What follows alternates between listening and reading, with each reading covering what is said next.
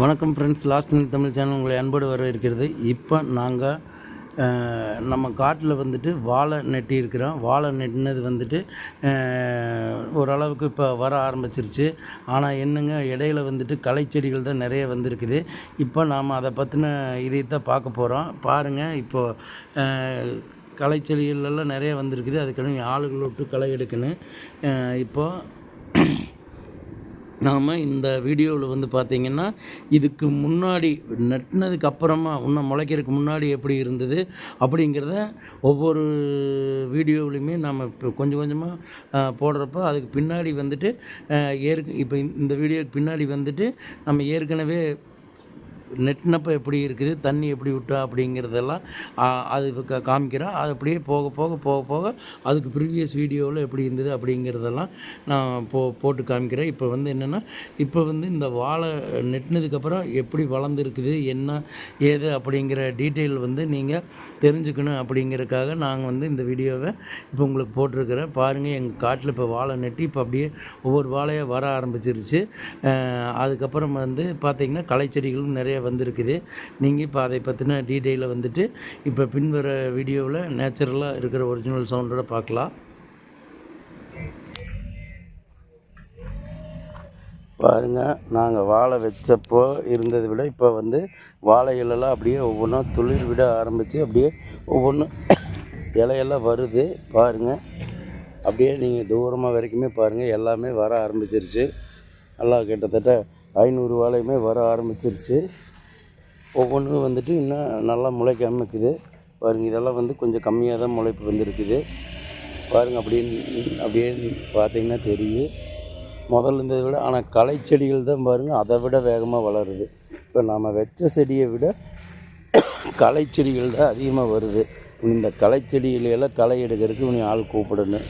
பாருங்கள், அப்படியே வந்துடுது. இதெல்லாம் பாருங்கள், இன்னும் இப்போ தான் மேலால் கொஞ்சமாக வந்திருக்குது. இது அதை விட கொஞ்சம் கம்மியாக வந்திருக்குது. பாருங்கள், இப்படி தான் ஒவ்வொன்றும் வராமையும் பட்டு போயிடும். அதெல்லாம் நீ பார்த்துட்டு தான் பிடுங்கிட்டு அதுக்கு தகுந்த மாதிரி வேறு போடணும். ஆனால் பார்த்தீங்கன்னா கிட்டத்தட்ட எல்லாமே வந்துருச்சு. மேக்ஸிமம் இங்கேருந்து தூரமாக பார்க்குற வரைக்குமே எல்லாமே கிட்டத்தட்ட வந்த மாதிரி இருக்குது. ஒவ்வொன்றும் இன்னும் வராமையும் இருக்குது. இப்போ நாம் வந்துட்டு இந்த களைச்செடிகளெல்லாம் வெட்டி எடுக்கிறதுக்கு ஆள் கூப்பிடணும். இதில் வேறு நிறைய களைச்செடிகள் வந்துருச்சு, அது எல்லாம் பூரா எடுக்கணும். தென்னை மரத்துலேயும் வந்து பாருங்கள், இளநீ எல்லாம் வந்துருச்சு. இது செவ்வெளநீ வந்து நாங்கள் அன்றைக்கே வெட்டிட்டு போனோம். அதுக்கப்புறம் மறுபடியும் வந்திருக்குது.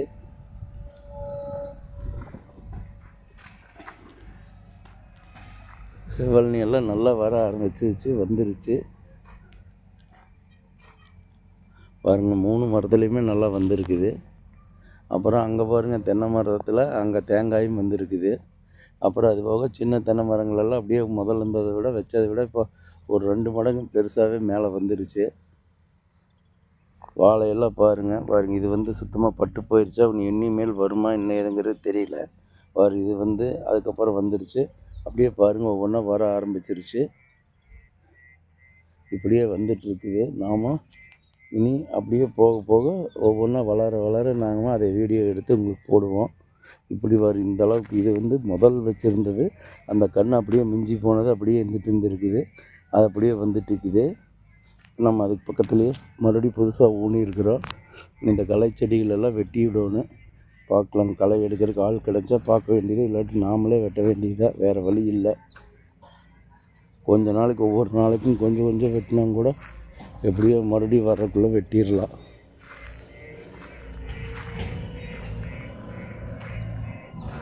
இந்த டெலிகிராஸ் பில்லு எவ்வளோ தான் வெட்டி விட்டாலும் மறுபடியும் வந்துகிட்டே இருக்குது. நான் மாடு வச்சுருந்தப்போ வச்சது, அது மறுபடியும் வந்துகிட்டே தான் இருக்குது. வேறு வழி இல்லை. அது உள்ளுக்குள்ளே போய் கம்பி வேலிக்குள்ளே பிடுங்கிறதுக்கும் முடியல. இங்கே பாருங்கள், கம்பி வேலி மேலேயே செடிகளெல்லாம் படர்ந்து போயிருக்குது. இதுகளெல்லாம் எப்படி இது பண்ணுறதுன்னு தெரியல.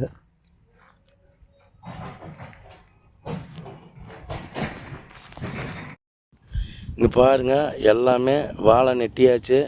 வாழைக்கன்று நெட்டிக்குது பாருங்கள். கண்ணுக்கு மேலே அப்படியே வாய்க்காலில் நேராக தண்ணி போகிற மாதிரி பண்ணியிருக்கிறோம். இந்த மாதிரி யாரும் செய்ய மாட்டாங்க. ஏன்னா இந்த மாதிரி செய்கிறது வந்து புதுசாக இருக்குது பார்க்குறவங்களுக்கு. ஆனால் இது வந்து பாத்தியாக நட்டுறவங்க கட்டி தான் பண்ணுவாங்க. பாத்திக்கு தண்ணி விட்டு பண்ணுவாங்க. எங்களுக்கு தண்ணி விட்றதுக்கெல்லாம் ஆள் வசதி இல்லை.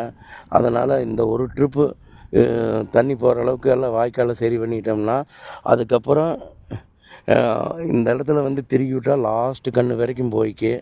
அதனால் நாங்கள் வந்துட்டு இந்த இடத்துல திருக்கி விட்ற மாதிரி செட் பண்ணிக்குவோம். இனி பைப்பு வந்து புதுசு வாங்கி அந்தந்த வாய்க்காலுக்கு நேர் பைப்பு திருக்கி விட்ற மாதிரியும் செட் பண்ணணும். இப்போதைக்கு இப்போ தான் வாய்க்கால் ரெடி பண்ணிகிட்டு இருக்கிறோம்.